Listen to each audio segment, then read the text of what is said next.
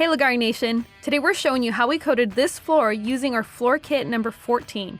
It has a black base and silver highlights. Installing metallic epoxy floors is an easy DIY project that you can do. People have installed it in their homes, garages, businesses, and more. Get your kit today at www.leggari.com.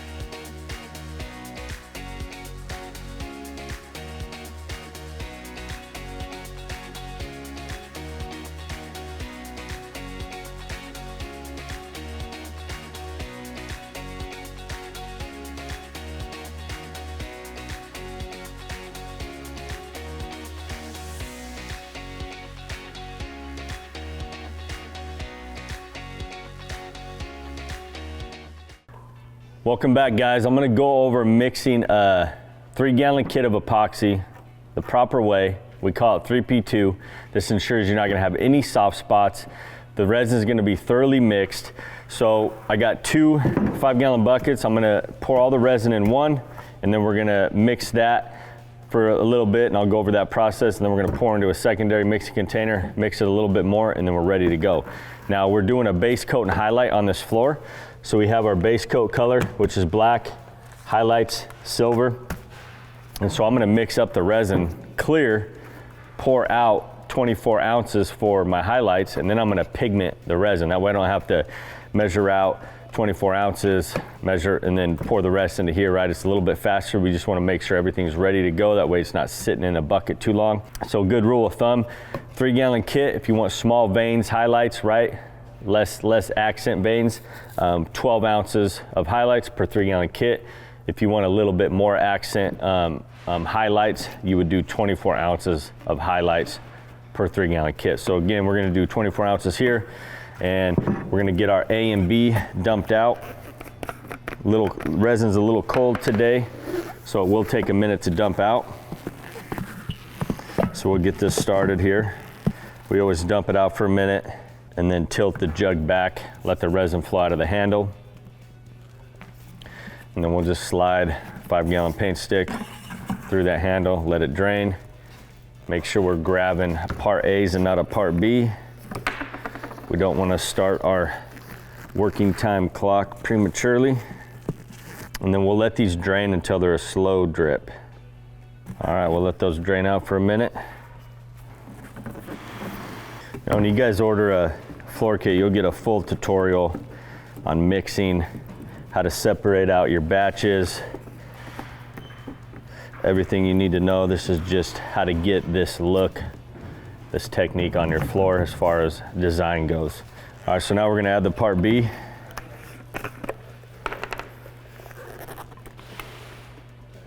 All right, now I'm gonna go over mixing. So 3P2, we go start at the top of the resin, full throttle, all the way to the bottom. Once we hit the bottom, we go around a couple times, come back up slow. Once we get to the top, we go around a couple times. That counts for 1. So we're gonna do that 3 times, up and down. P stands for pour, secondary mixing container. We're gonna pour it out, scrape all the sides, the bottom, get all the resin out we can, and then we're gonna go up and down 2 more times, and this is gonna ensure we have a perfectly mixed batch of resin, and we never have to worry about any issues of it setting up or having soft spots on our floor.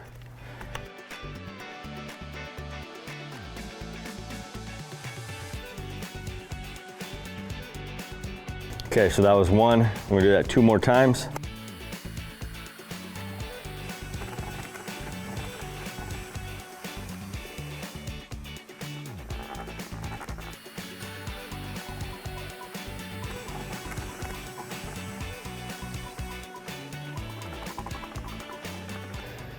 So what happens is, the reason we do this is because you pour your part A in, all the A's on the sides right first, and unless you thoroughly scrape your sides, scrape the bottom, you're gonna have unmixed part A in your bucket. And when you go to pour it out, sometimes that unmixed part A will leak out onto the floor, creating soft spots, and can really ruin a project. And this also takes out the guessing of if you mixed it right, if you mixed it long enough. Every time it's perfect. So now we just scrape as much out as we can. Scrape the bottom. I like to get the majority out. Notice how I'm tilting my stir stick up. If I pull it out away, it's gonna drip out here. It's gonna drip on the side, so I always tilt it up. So it's always dripping in the bucket. And then I'll get the majority out, and then I'll scrape it. Clean off the stick.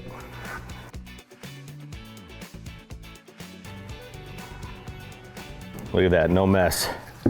No resin on my glove, so that's the best way to do this. And then we're gonna go up and down 2 more times, and then we're ready to separate out our highlights and add the color.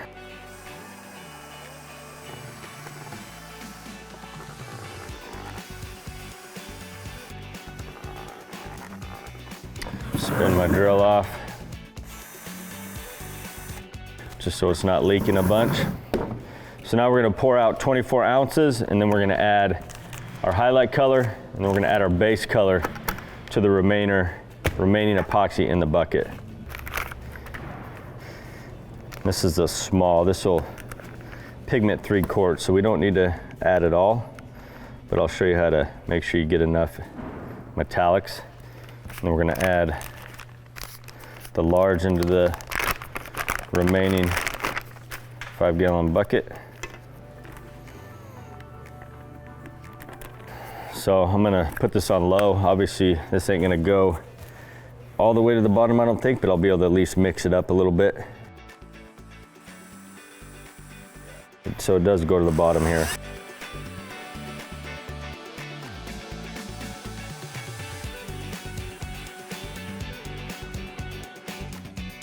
So when you're doing 2 colors with the drill, always do the lightest color first. We're gonna just spin this slow so it doesn't drip on me.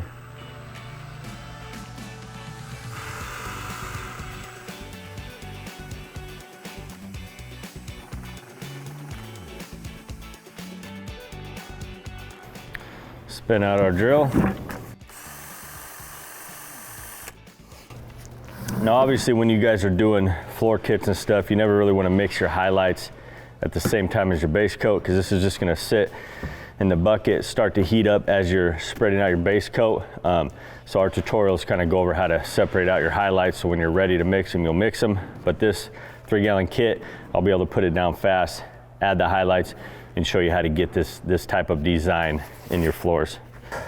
We always clean our paddles off with denatured alcohol.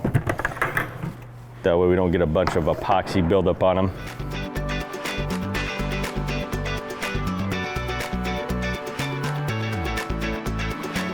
Doesn't take much, and then all I have to do is wipe the shaft off, and we have a perfectly clean paddle wheel that we can use again and again and not worry about epoxy chunks flaking off into our mixes. Very fast. So all we do is denatured alcohol in a bucket, put a lid on it, and we can reuse this probably 30 times, maybe even more, before we have to get a fresh batch of denatured alcohol in there. All right, so we're ready. We're gonna go dump it out.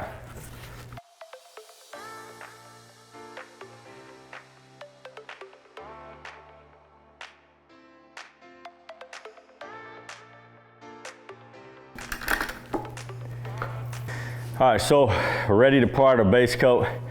If you guys haven't got your Leggari notch squeegees, make sure you get them. This makes pouring out the base coat a breeze. You don't have to think about how much to put somewhere, right? We used to squeegee them off, and then we came out with these custom squeegees that are at a certain thickness. It puts the product down right at about 45 square foot a gallon. So we're able to spread out our base coat and then roll it real quick, and then we can add our highlights, and we have a perfectly even floor.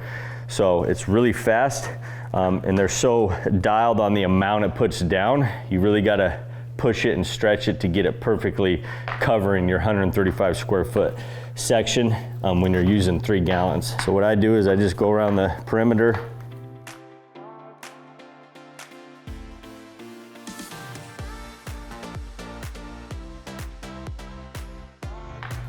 And since we used a secondary mixing bucket, right, we can let this drain out and not worry about anything getting on the floor that's not mixed correctly. So I'll just go around, hit all my edges. And I'm not worried about having it thick on the edge because it's gonna level out and I'm gonna come back and pull it out.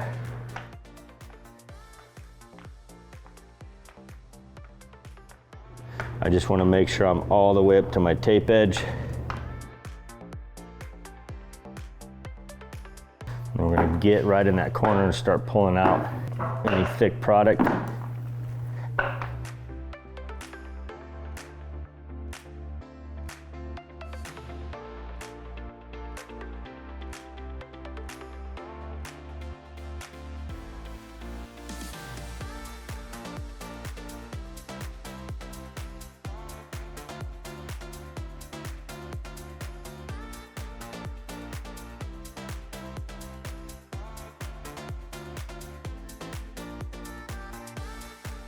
Okay, so I got my edges pretty much done. So now I can just start spreading this out. Obviously when you're doing bigger floors, you can kind of just push it, walk with it and push it.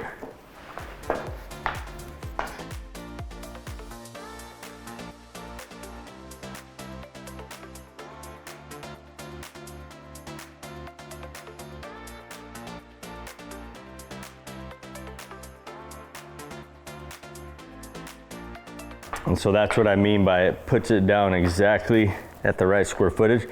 So we have some mist spots. So it's real simple. I just start pulling from my edges.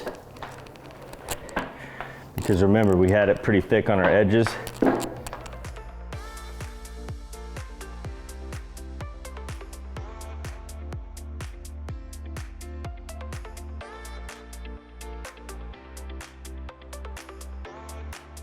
And then we'll just push it into the mist spots.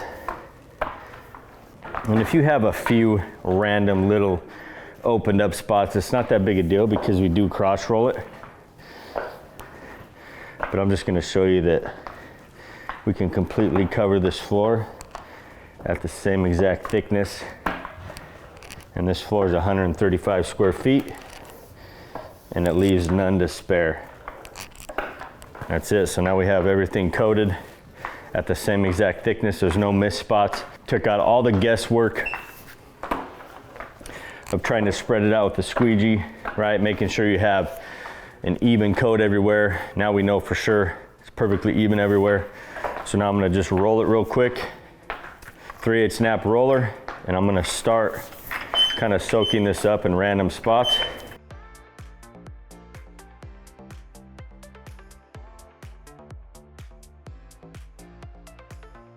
And all I'm gonna do, I already know I hit all my edges because I pushed more product up on the edge to cover that. I'm just gonna go one pass, edge to edge.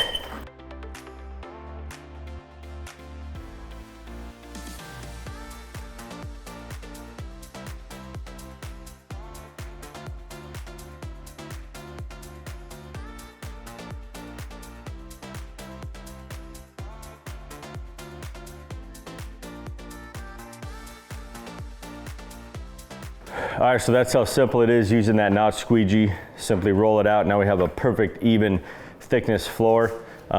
right around 45 square foot a gallon, and that comes out to about 35, 36 mils of a coating. So it's very, very thick. And so now we can add our highlights, and then I'm gonna use the same 3/8 snap roller, swirl it around, blend it, spritz it with some isopropyl, let that evaporate, mist it with denatured alcohol, and then this floor is done. So if you guys are doing your floors, obviously you want to do them in sections, especially when you're doing large areas. That way you have fresh resin every time. So this would be the process on whatever section you're doing, right? Once you're done with what I'm doing on this, you would start your next section and kind of repeat that until you finish your whole floor. Metallic epoxy floors provide a seamless, high-end look, often mistaken for one-of-a-kind unique marble. Designed to go right over your existing interior concrete floors. Cost-effective, easy to install, and guaranteed for life, Leggari's metallic floor kits are perfect for your next project. Choose from over 20 kit options, from an elegant white marble look to an out-of-this-world galaxy floor with stunning black and purple colors.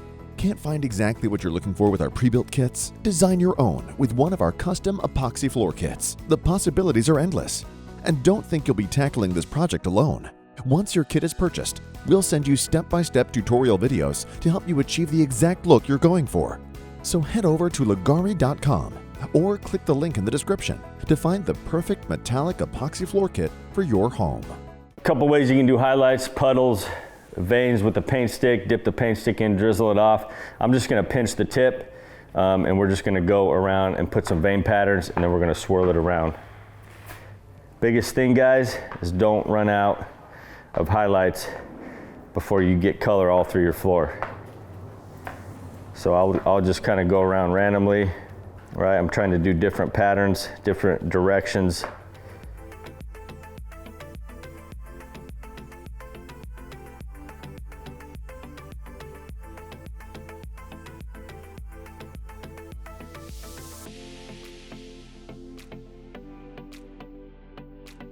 So I got about 10 ounces left. I know I got color all throughout the floor. Maybe could add a little bit right here. Next thing I want to do before I run out is make sure I have color, random spots right next to the wall, so it looks like this floor was done before the wall.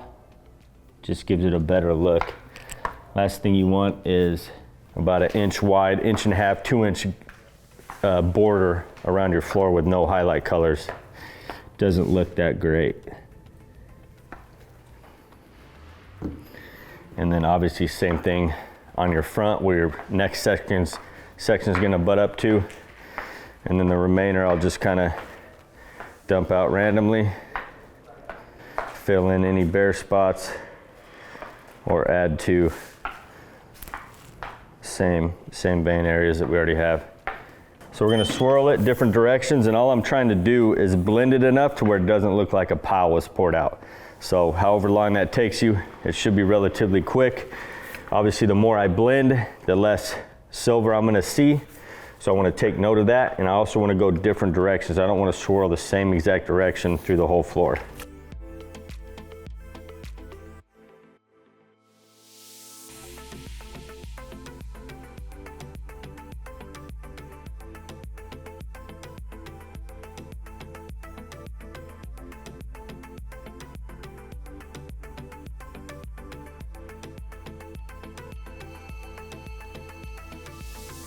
So I'll show you guys another way. Obviously this is more faster, random way, but if you wanna kinda keep your vein pattern going, obviously you wanna be more precise with your veins, but what I would do is I would just take the angle of my roller and I would come in and just kinda blend that pattern, right? Blend whatever angle of the vein I have, right?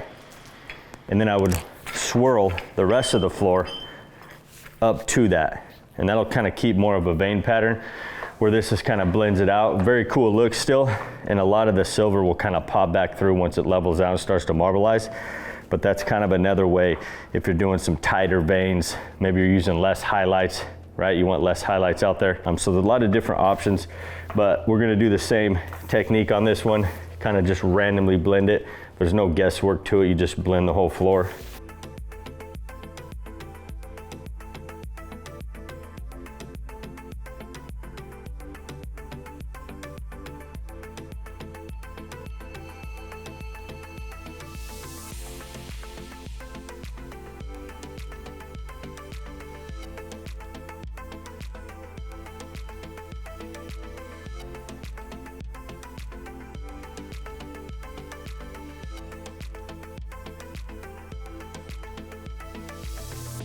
And if you guys have a spot, maybe you want some, maybe say you wanted some highlights there, right?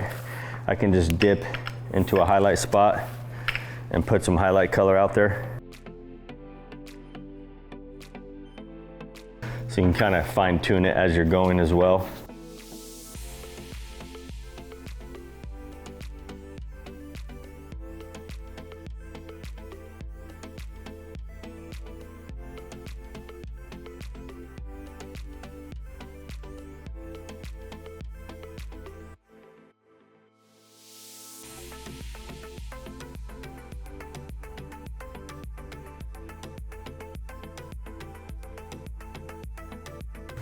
And that's it, guys. The biggest thing is making sure you're blending it enough so it doesn't look like a blob or just a pile was poured out. And if you're going through the floor and you kind of see a spot maybe needs hit again, hit it while you're on that section. You never want to move on to another section, come back and hit one spot. Typically you're going to see that area if the resin starts to set up. So now we're going to spritz isopropyl on it, medium to larger drips.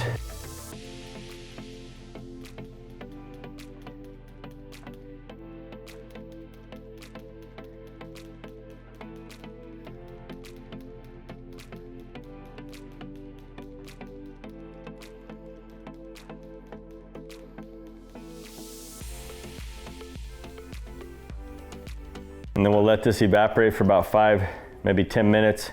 And then we'll spritz, or we'll mist denatured alcohol on the whole surface, and that'll help the resin lay out glass smooth. And so that's the final step. All right, guys, so now I'm just gonna mist it, like I said, denatured alcohol. Just kind of make sure we're misting the whole floor.